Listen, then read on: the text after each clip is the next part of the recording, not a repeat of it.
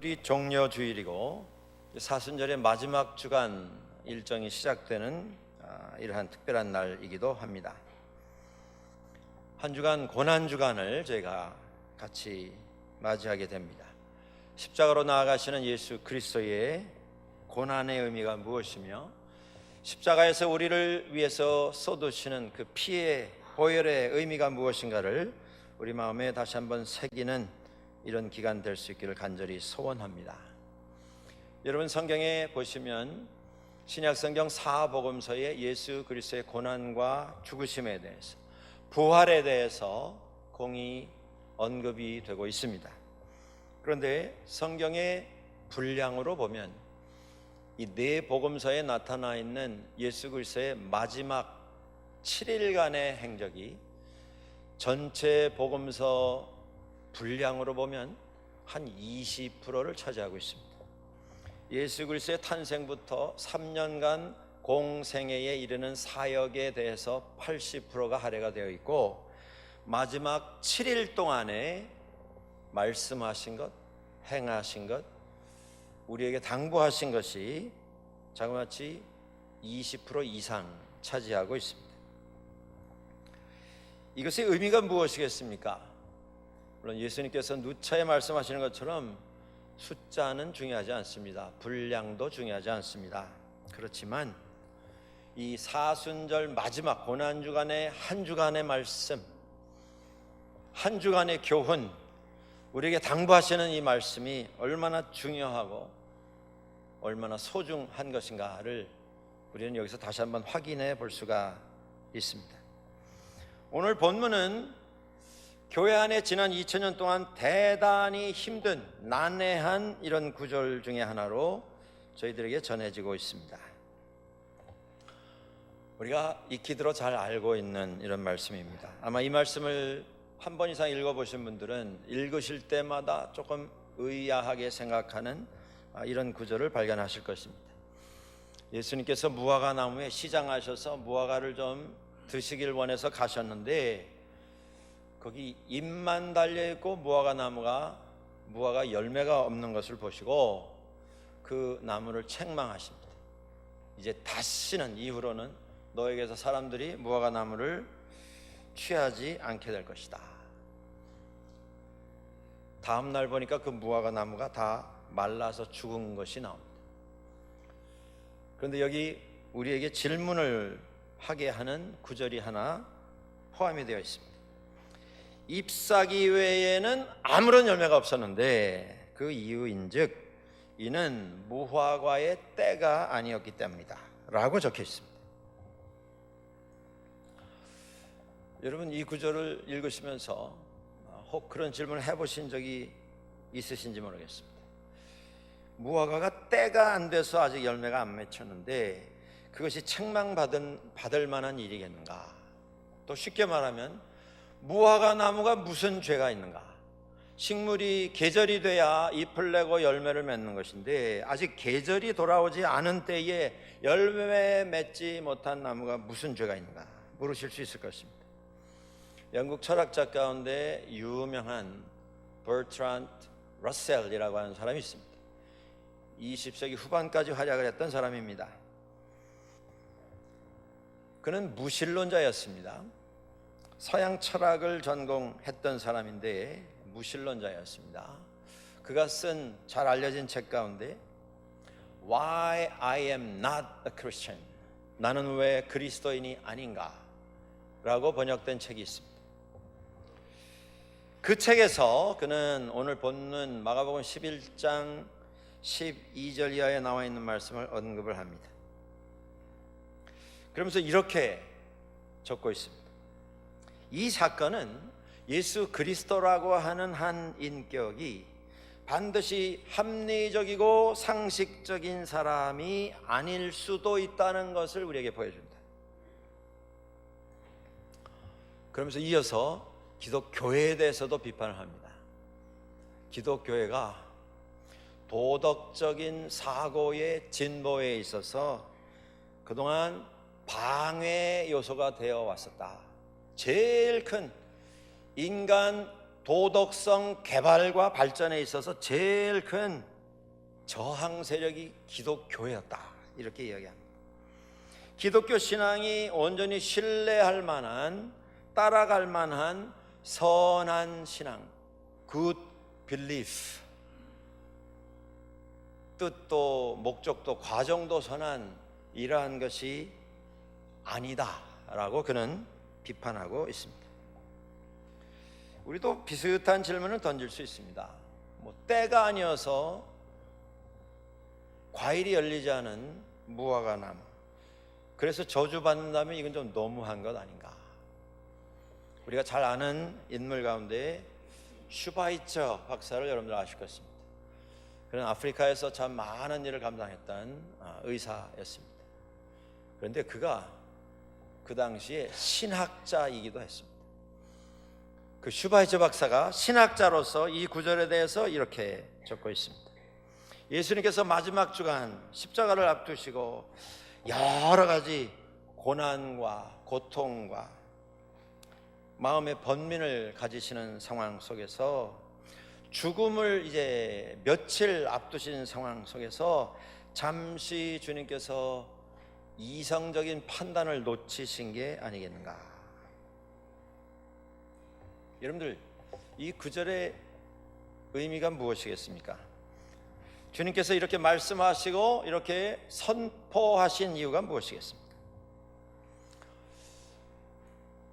집에 뒤뜰에 무화과 나무를 심어 놓으신 분들도 우리 가운데는 있으실 것입니다. 되게 늦 여름쯤 되면 잘 익은 무화과를 수확을 하셨을 것입니다. 이 무화과 나무는 날이 따뜻한 지역에서만 자랍니다.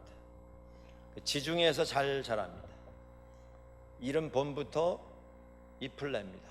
그런데 잎이 나면서부터 열매가 시작이 됩니다. 초봄에도 열매가 나온다는 말씀입니다. 그런데 그 열매는 다 떨어져서 없어지는 열매입니다. 상품성이 없는 아주 작은 열매들입니다. 우리말로 하자면 돌무화과 같은 그런 열매가 됩니다.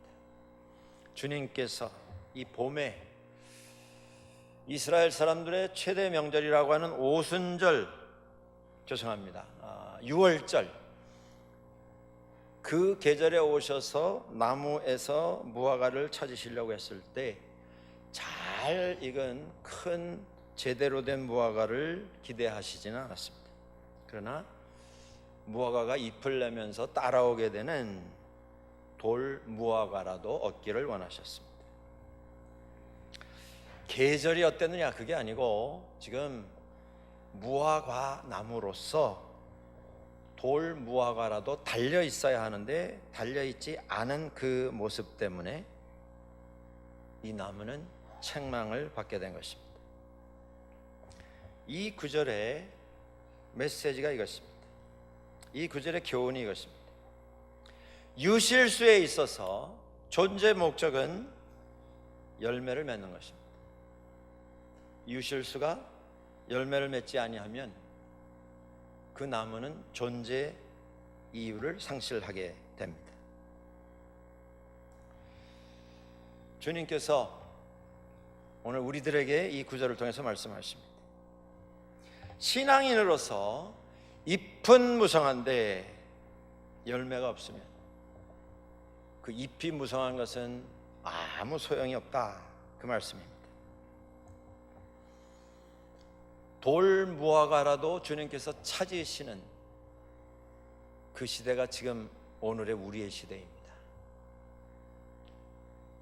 말세가 가깝다고 하는 이 복잡하고 어려움이 많은 이 세상에서 때가 급한 이 시점에 주님께서는 믿음의 사람들에게서 잘 익고 풍성하고 상품성이 좋은 완벽한 열매가 아니라 작은 열매라도 찾기를 원하시고 계신데, 그나마 그 작은 열매도 맺지 못하는 잎만 무성한 이런 나무가 있어서는 주님의 부르심에 응답할 수 없다, 그것입니다.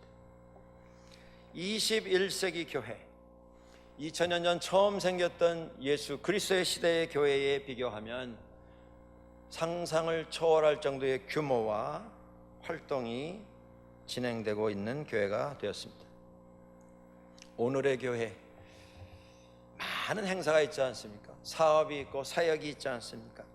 규모는 또 어떠합니까? 얼마나 많은 사람들이 움직이고 얼마나 엄청난 시설과 건물 안에서 행사들이 진행되고 있지 않습니까?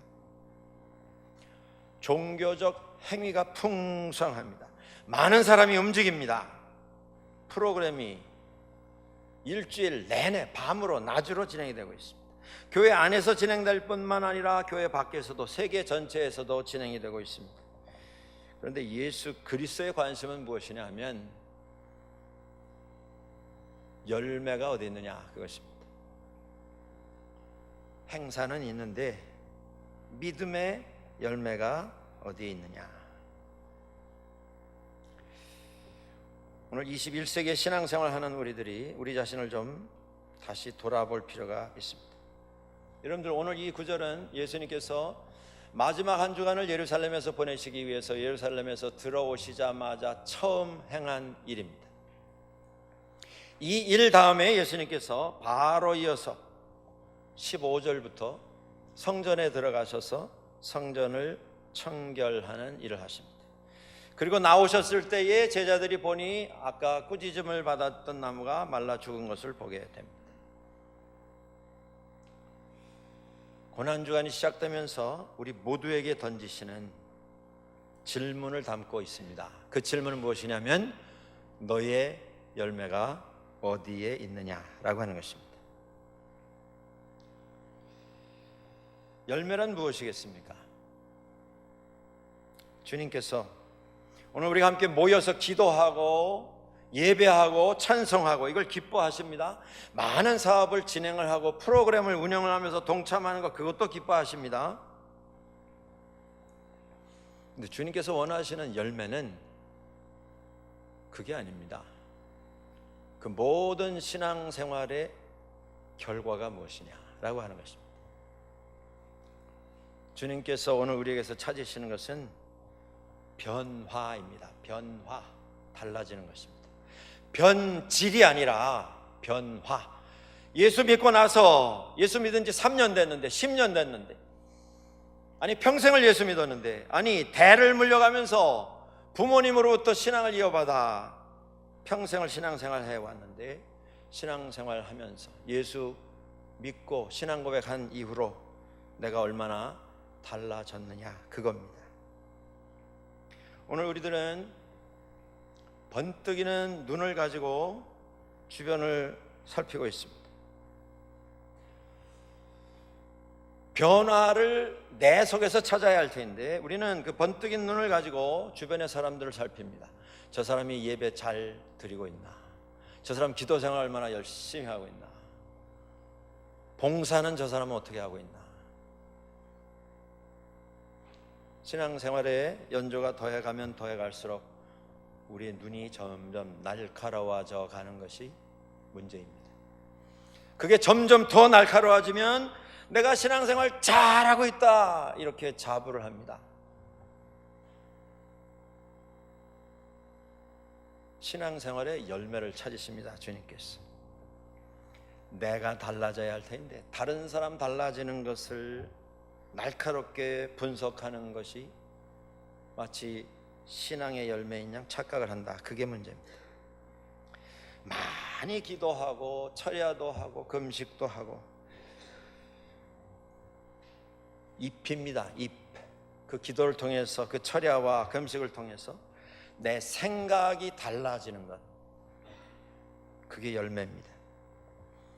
행사에 동참하고 사업에 동참을 하고 봉헌을 하고 헌금을 드리지만 교회 생활하면서 불만과 불평과 원망이 점점 더 풍성해 가면 이건 잎이 풍성해지는 것입니다.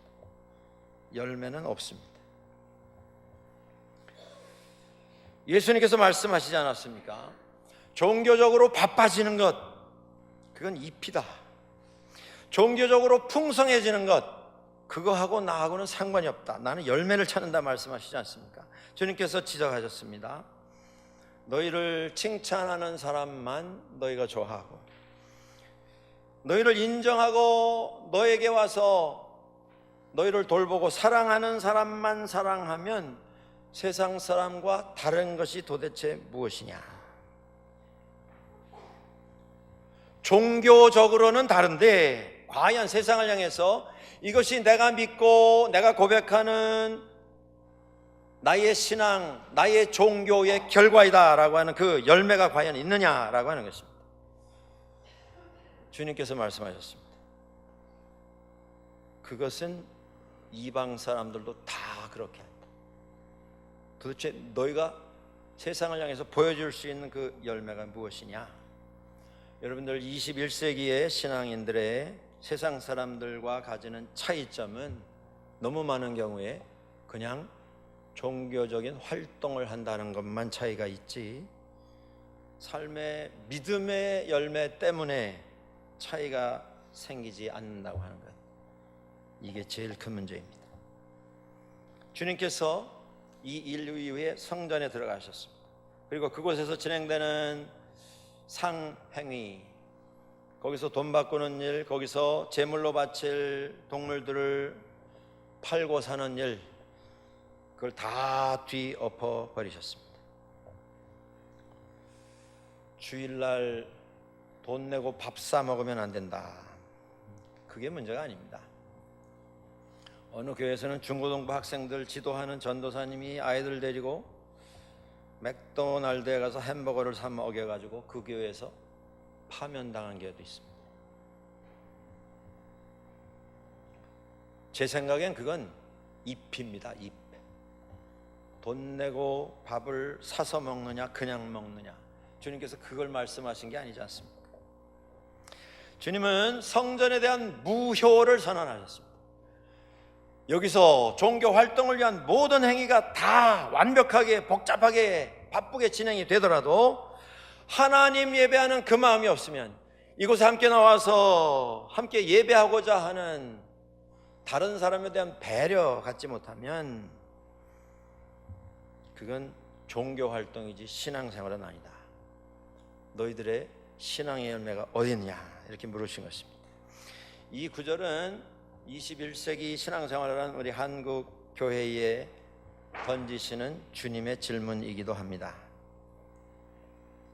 뭐 다 그렇지는 않습니다만은 한국 교회가 대형화되는 추세가 한동안 지속이 되어 있었습니다. 뭐 대형화되는 교회도 필요합니다. 또 큰 교회가 할 수 있는 일이 따로 있기 때문입니다. 그런데 문제는 모든 교회의 꿈이, 목표가, 지상 목표가 교회에 커지는 거에 맞춰지는 데 있습니다. 그래서 교회당 크게 짓고 화려하게 300만 불, 400만 불 들여서 파이프 오르간을 수입을 해서 걸어놓고 거기 수많은 사람들이 모여서 예배를 드리고 프로그램이 진행되고 그것에 또 참여하고 헌금을 드리고, 필요 없다는 말씀이 아닙니다. 그런데 그것으로 끝나면 안 된다는 말씀입니다. 그런 교회가 많지는 않겠습니다만은 가끔 들려오는 소식에 이런 소식이 있습니다. 교회가 커지기 위해서 전도하고 선교하는 거 열심히 하는데, 그래서 교회마다 전도 캠페인을 합니다. 기간을 정해서 이 기간 안에 많은 분들 인도해 오면 우리가 그분 가운데 제일 많은 분, 예수 믿게 한 분 우리가 찾아서 감사의 선물하겠노라. 한국에서 그렇게 해서 냄비를 타신 분도 계실 터이고 타워를 타신 분도 계실 것입니다. 이건 예외적인 얘기겠지만 어떤 교회에서는 그 전도왕을 뽑아가지고 외국에서 수입한 고급 자전거를 주는, 몇 천불짜리를 주는 그런 교회도 등장을 했습니다. 사실이 아니기를 바라는데 어느 교회에서는 자동차 한 대를 경품으로 내놓은 그런 교회도 있었다고 합니다. 우리가 예배당 크게 짓고 많은 분이 모여서 힘차게 기도하고 찬송하면서 예배하는 것, 그것이 왜 나쁘겠습니까? 그것이 왜 잘못된 것입니까? 그런데 그렇게 종교 행위는 하지만 열매가 없다면 그게 문제입니다. 그 열매가 어떤 것입니까? 교회들이 점점 커지는데, 그래서 많은 헌금이 교회 안에 들어오는데 그 헌금을 써도 다 쓰지 못하는 그런 교회가 가끔은 있습니다. 그런데 그렇게 될 때에 쌓아는 두어도 남은 절대 못 주는 그런 교회가 많습니다. 남아도 이웃교회, 같은 도시 안에 참 어려운 지역에서 정말 어렵게 목회하는 이웃교회 돕지 못하는 교회가 더 많습니다.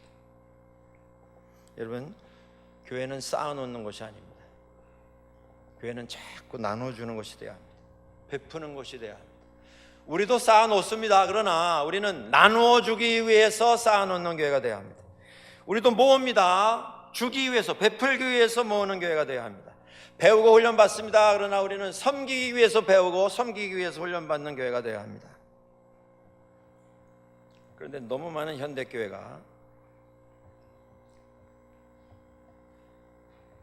다른 교회에서 빌려주는 건 절대 못합니다. 내 것을 그냥 묵히면 묵히고 쌓아놓으면 쌓아놓았지 빌려주는 건 절대 못합니다. 그게 많은 교회의 원칙입니다. 빌려주기는커녕 그냥 주는 건 꿈도 못 꿉니다. 매일의 삶에서 사랑하고 인내하고 용서하고, 이게 믿음의 열매가 아니겠습니까? 낮아지고 좀 내려놓고 버리는 것. 우리가 다 예수 믿고 예수 그리스도의 보혈로 구원받았다, 그 고백 거기서 끝나는 게 믿음이 아니더라는 말씀입니다. 야고보 사도가 지적하지 않았습니까? 행함이 없는 믿음은 그 자체가 죽은 것이다. 2장 19절에서 또는 이렇게 말합니다. 너무 무서운 말씀입니다. 내가 하나님은 한 분이신 줄로 믿느냐? 잘 아는도다. 귀신들도 믿고 떠느니라. 알기는 다 아는데 그냥 알기 때문에 모여서 예배하고 거기서 끝나면 그건 귀신도 하는 짓이다, 그 얘기입니다. 우리의 믿음의 열매가 있어야 합니다. 행위가 아니라, 형식이 아니라, 예식이 아니라, 우리가 성경을 얼마나 알고 있느냐, 지식이 아니라 열매가 있어야 합니다. 예수님께서 성전에 들어가셔서 성전 무효 선언을 하셨습니다. 엄청난 선언입니다. 거기서 일어나고 있는 일은 무슨 일이었습니까? 다 예배하러 모인 사람들입니다. 그런데 거기 모여있는 사람들의 목적은 자기 자리 지키기였습니다. 자기 이름 지키기, 자기가 얻게 되는 어떤 이득을 사수하려고 하는, 거기서 나오는 어떤 경제적인 이득을 차지하려고 하는, 자기 체면, 명예, 자기 자리 지키기, 그건 종교 행위입니다. 주님께서는 열매를 찾으십니다. 오늘 저희가 본문을 14절까지 보았는데 조금 더 내려가서 마가복음 11장 25절 26절에 보면 이런 말씀이 나옵니다. 성전 무효 선언을 하신 다음에 그러면 무엇이 예배이고 무엇이 신앙의 열매인가? 무엇이 예배라고 하는 행위의 결과인가? 예배가 필요 없다는 말씀이 아닙니다. 예배만 드리고 다 손 털고 일어나고 그 다음에 또 일주일 그냥 살다가 그 다음에 또 나와서 예배라고 하는 행위, 그것만 반복하면 그것은 잎만 무성한 나무다, 그런 말씀입니다. 결과가 있어야 합니다. 열매가 있어야 합니다. 그게 뭐냐 하면 마가복음 11장 25절 이하 이런 말씀이 나옵니다. 서서 기도할 때에 아무에게나 혐의가 있거든 용서하라. 그리하여야 하늘에 계신 너희 아버지도 너희 허물을 사하여 주시리라. 성전은 파괴됐습니다. 건물은 어느 시대인가 없어지게 되어 있습니다. 성전 제사도 다 사라졌습니다. 오늘 이 시대에 우리가 깨달아야 할 성전에서 예배하는 자의 삶의 열매는 무엇이어야 하겠습니까? 그건 용서입니다. 우리는 용서 받은 사람들입니다. 우리를 용서하시기 위해서 예수님께서 십자가에서 죽으셨습니다. 용서받은 자는 용서해야 합니다. 예수님께서 말씀하셨습니다. 많이 용서받은 자는 많이 용서한다. 우리의 예배, 그것은 잎입니다, 여러분들. 열매가 맺혀져야 합니다. 예배 자체가 믿음의 전부가 아닙니다. 예배 행위에 결과가 있어야 합니다. 그것이 용서입니다. 사순절 마지막 주간을 시작하며 우리가 같이 마음에 새기면 좋겠습니다. 주님께서 우리에게 찾으시는 것은 잎이 아닙니다. 잎은 이미 너무 많습니다. 작을지라도, 보잘것없을지라도 이 마지막 시대에 주님께서는 믿음의 열매를 찾고 계십니다. 열매를 준비하여 주님의 십자가 앞에 나가는 온 교회가 될 수 있기를 주의 이름으로 간절히 축원합니다. 기도하겠습니다.